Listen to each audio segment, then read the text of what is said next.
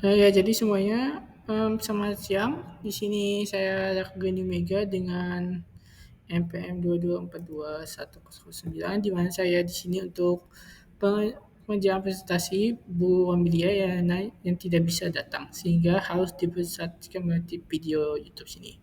Nah, jadi di mana tempat saya itu menjelaskan mengenai ektima mesin Cypher atau Cypher mesin ektima. Iya, kita mulai presentasinya. Itu Edema mesin Cypher itu sendiri merupakan sebuah alat enkripsi besar yang menggunakan baterai serta mekanisme rotor di dalam mengekspresikan pesan untuk dapat mengikat serta mengamankan pesan pada pelan dunia berlangsung. Nah, penggunaan edema mesin bagi pasukan manajemen pada saat perang dunia berlangsung itu sangat berguna dikarenakan susah untuk dipecahkan bila seorang tidak mengetahui setup yang digunakan pada enkripsi maupun dekripsi pesan yang digunakan. Nah, sejarah mesin sendiri itu diceritakan oleh Arthur Scabius yang seperti bisa dilihat di bawah, yaitu dia merupakan seorang insinyur teknik listrik asal Jerman yang mencari demand untuk keperluan komersial pada tahun 1919 seperti untuk ASI dan pelatihan perindustrian dan semacamnya. Nah, di mana pada saat mesin Enigma dipasarkan, Adolf Hitler mengadopsi mesin Enigma sebagai alat enkripsi pesan tentang dari Jerman dalam Perang Dunia Kedua.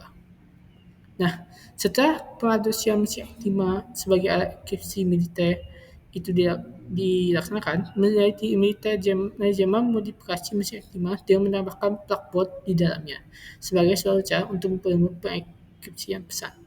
Nah, peran mesin Enigma dalam perang membantu strategi peran Jerman dalam menekan kekuatan taktik yang cepat yang sedang bergerak atau biskuit yang digunakan pada saat Perang Dunia Kedua. Nah, di dalamnya komponen mesin Enigma terdapat beberapa komponen mesin Enigma yang dimana komponen itu memiliki sistem yang kompleks serta terperinci untuk membuat pengekspresian hampir mustahil yang dibicarakan pada masanya. Di mana komponen tersebut antara lain yaitu pertama adalah keyboard.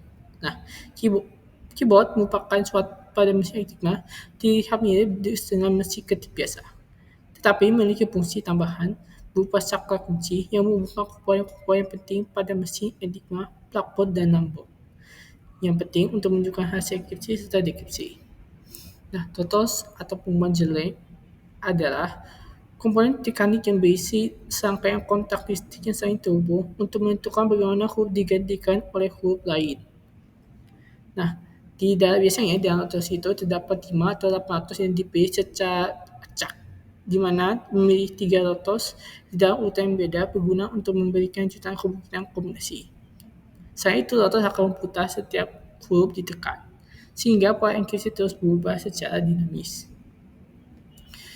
Yang ketiga yaitu ada reflektor atau Umhverwalls. Nah, reflektor adalah suatu komponen mekanik yang memantulkan sinyal kembali ke rotor, sehingga setiap huruf yang masuk pasti keluar dengan huruf lain. Nah, reflektor sendiri itu memastikan bahwasannya proses enkripsi bisa digunakan untuk enkripsi serta dekripsi atau yang bisa disingkat simetris, di mana pengaturan di dalam reflektor itu sendiri dapat dipilih dari satu dari ketiga bagian, yaitu A atau B atau C, yang mana terhubung dengan jalur rotor yang diinginkan pada enkripsi. Nah, selanjutnya itu keempat ada posisi openings atau distelum. Nah, posisi openings merupakan suatu posisi awal cincin rotor yang memungkinkan untuk menyesuaikan posisinya. Pengaturan ini menentukan titik awal enkripsi yang bisa diubah sesuai dengan kebutuhan. Nah, posisi openings itu berfungsi untuk menambah variabilitas ke sistem enkripsi, sehingga bahkan mesin dengan rotor yang sama akan menghasilkan hasil yang beda jika diubah posisinya. Nah, posisi openings dapat diatur dalam ke-26 huruf di setiap cincin rotor, sehingga dapat mengaturnya sesuai dengan kebutuhan pengguna. Contoh JAK, SOS, dan DAE. Nah, untuk posisi operatosnya itu sendiri atau Gustellum itu merupakan posisi awal tos yang sebelum memulai proses enkripsi atau dekripsi. Nah, posisi operator harusnya identik antara pengirim dengan penerima pesan. Jika tidak, enkripsi atau dekripsi yang gagal dikarenakan awal yang berbeda menyebabkan hasil yang berbeda juga. Nah, Posisi operator diatur dengan 26 angka di ketiga tos, sehingga penggunaannya dapat diatur seperti contoh bawah itu 18, 4, 9, 25, 17, 11, 10, 3, 12. Selanjutnya itu adalah plugboard atau circuit. Plugboard atau adalah komponen tambah lapisan keamanan berupa kabel untuk menukarkan huruf-huruf yang dipasangkan pada plugboard, di mana sambungan kabel menggantikan pasangan huruf sebelum maupun setelahnya masuk ke rotor. Nah, plugboard berfungsi untuk meningkatkan kerumitan di dalam enkripsi, di mana setiap pasang huruf yang ditukar menambah lapisan keamanan. Tanpa adanya plugboard, enigma dapat mudah dipecahkan. Nah, contohnya seperti E ditukar dengan S, Y ditukar dengan F, dan A ditukar dengan T. Begitu juga dengan sebaliknya, S ditukar dengan E, F ditukar dengan Y, dan T ditukar dengan A. Nah, yang terakhir yaitu adalah lambot.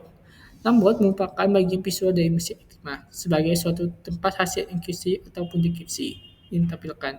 Nah, setelah dimasukkan ke keyboard, diproses oleh komponen internal, huruf enkripsi akan menyala di dalam lambot. Nah, di dalam lambot itu fungsi untuk membantu operator melakukan hasil enkripsi tanpa harus memahami mekanisme internalnya. Nah, contohnya itu ketika